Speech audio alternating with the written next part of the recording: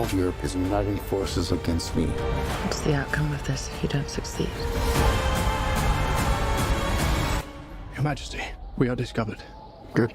It's very striking looking at this trailer for Ridley Scott's film Napoleon that he has taken some of the great, almost propaganda-esque portraits of the period, particularly Napoleon's coronation painting, subsequent paintings of Napoleon and the Sphinx, and he has taken those images and used them as a way of sort of creating a movie based around those artistic depictions, those iconic depictions. Now that contrasts quite starkly with a trope that exists within cinema of using Napoleon as a figure of ridicule. There is a constant kind of running gag through a series of films, and in fact cartoons, of the diminutive Napoleon. If you take Bill and Ted, there's this sort of slightly incompetent, tantrum-throwing fool who's very curt and he's very egotistical. And that taps into one facet of Napoleon's character. Sure, he could be curt. He could be a real pain to talk to. He was absolutely capable of hurling things across the room in order to make a point, because above all, Napoleon was actually very Machiavellian. He was somebody who had a vision and he would stop at almost nothing in order to realise that vision.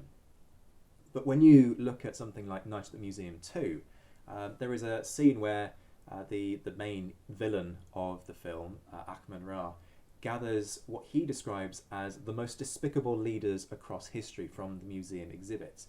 And then he drops the word short into what he's saying. Instantly, the Napoleon figure turns around and goes, "Short? Why do you look at me when you say short?" in a very sort of stereotypically bad French accent.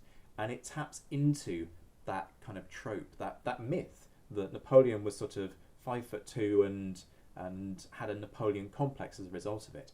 Actually, in terms of standard measure across, because different nations have different lengths of measurement, in terms of standard measure, Napoleon was a little bit over 5'6". He was 5'6.5" inches, which made him just above the average height of the standard French infantryman during the Battle of Waterloo. So Napoleon was not short.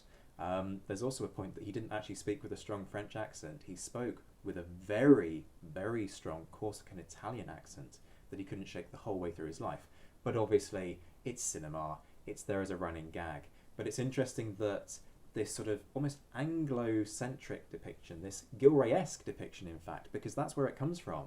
If you've seen the caricatures of James Gilray, a genius in terms of the art of caricature, he has this running gag of the teeny tiny Napoleon who would throw tantrums when he didn't get what he wanted. And that image, it's so visceral because of the skill of Gilray in making these characters just pop out of the page. It's stuck all the way through history.